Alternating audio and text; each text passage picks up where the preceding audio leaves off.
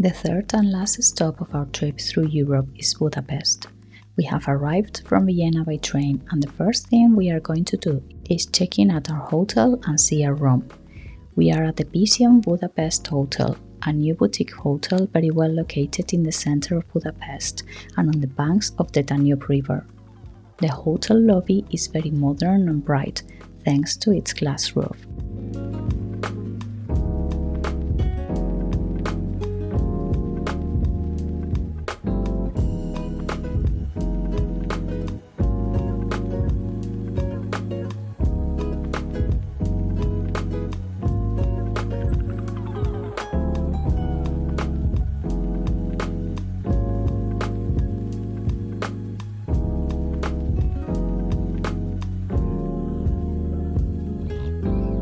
They have a lounge area for guests with hot drinks and a reading or resting area.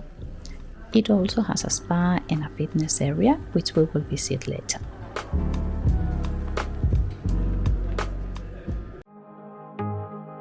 Our room is on the 4th floor and has a balcony overlooking the inner courtyard. It is very spacious and bright and has a closet with plenty of room to put our clothes and things. The beds are very comfortable and spacious, as is the bathroom, which has a towel warmer and a walk-in shower. It's harder at night. The curtains drawn, can't show my eyes. Do you still think of me? I get a feeling you're lost in a dream. Told me I'm all that you need, but you're too far.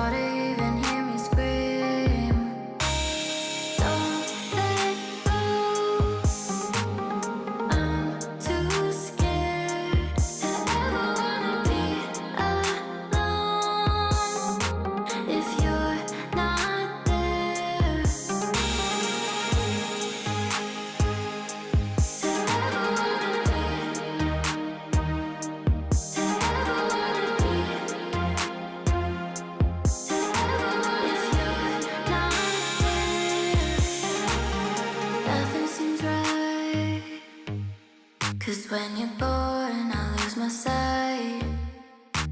It's harder at night. The curtains drawn, can't show my eyes. Do you still think of me? I get a feeling you're lost in a dream.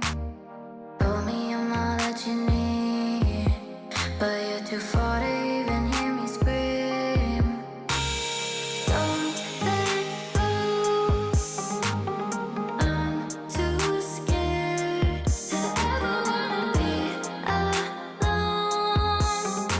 If you're not there, don't let go. Don't let go. I'm too scared to be alone.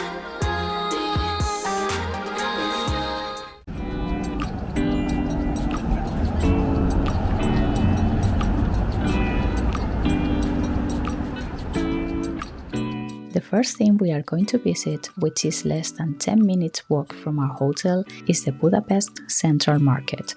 This market is considered one of the best in the city and is the largest and oldest indoor market in Budapest. Currently, this market is an attraction for both tourists and locals, and in it we can find among its 180 stalls fruit, vegetables, meats, pickles, oriental spices, in addition to the most typical products of the area, such as goose foie gras, Hungarian paprika or palinka, among others.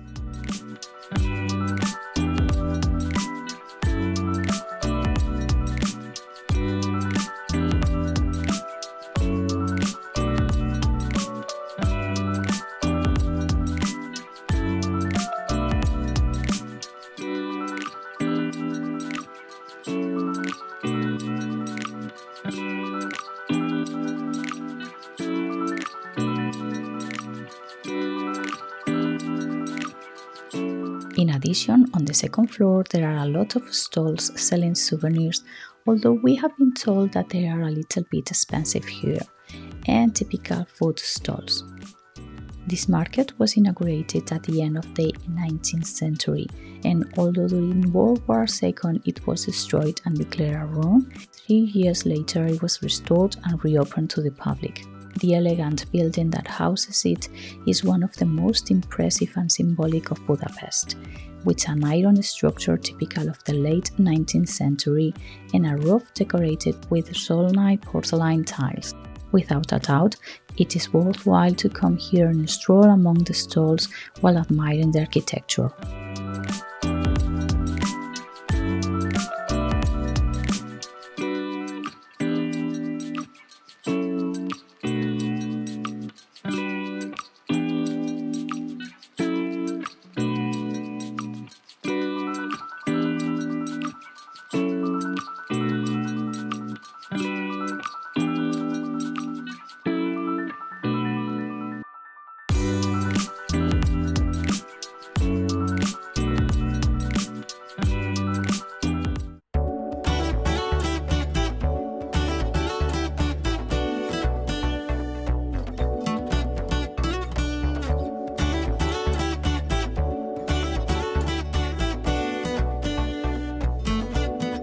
In a few hours, we have a tour of the US Quarter.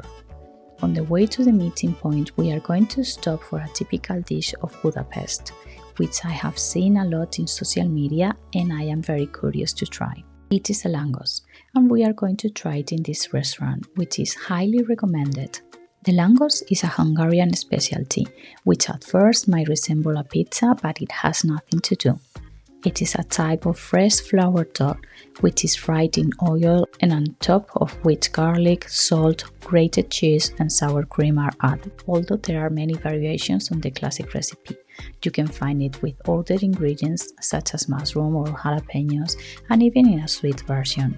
I have to be honest, it is true that I had high expectations for this dish, but I didn't really like it. The dough is warm, but the ingredients on it are cold, and I like my food very hot, so I don't like the cold grated cheese.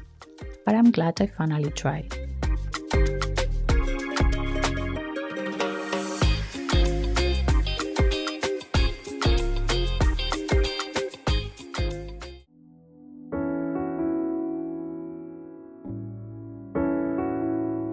Our tour of the US Quarter starts next to the Great Synagogue of Budapest, which is the largest Jewish place of worship in Hungary, the largest synagogue in Europe, and the second largest in the world, with a capacity of almost 3,000 people. The complex consists of the Great Synagogue, the Temple of Heroes, the cemetery, the memorial, and the Jewish Museum. The synagogue can be visited for a price of almost 30 euros per person. Jews arrived in Budapest between the 17th and the 18th century and settled mainly in the Buda area.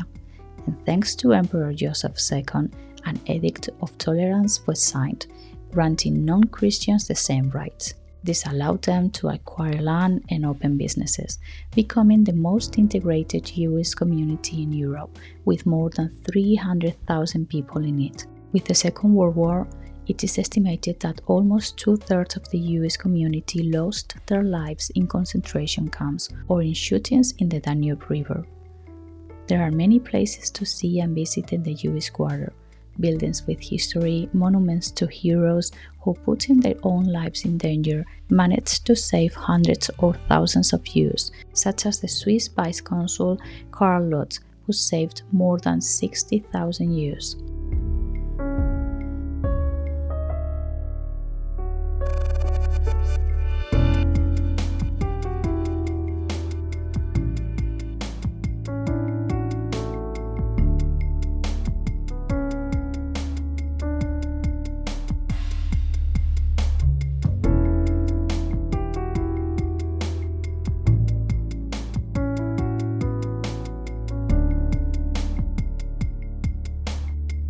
We were able to enter a building that is clearly in ruins because its owners do not want to remodel it, although they tell us that inside the floors are quite luxurious. The most attractive thing about this building is that it maintains a part of the wall that was built to delimit the Jewish ghetto, which separated neighbors and friends for life.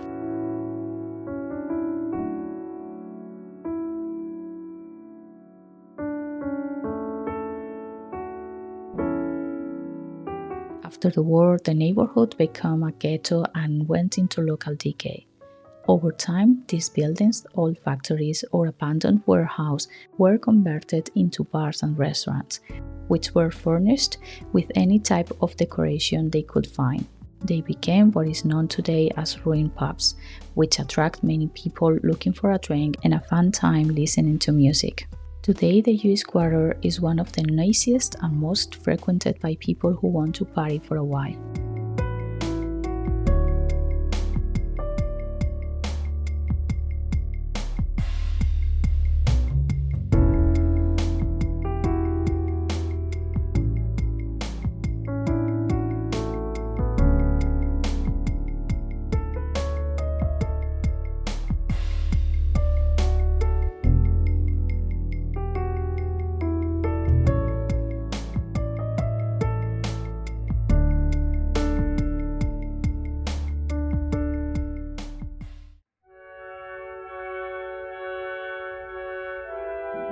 Our tour ends in front of the Budapest Opera House, which is one of the most elegant and beautiful buildings in the city. The construction of this building was financed by the Emperor of Austria, Franz Joseph I, with only one condition, that it should not be bigger than the Vienna Opera House. It is said that when he came to the inauguration, he was not very happy because, although the promise of being smaller than the Vienna Opera House was kept, its beauty and majesty won it over. And having seen the two buildings in person, I have to admit without a doubt that the one in Budapest is much more beautiful. It is in the Neo-Renaissance style, a movement that developed in the 19th century in the same period as Neoclassicism and Neo-Gothic, based on the Renaissance architecture.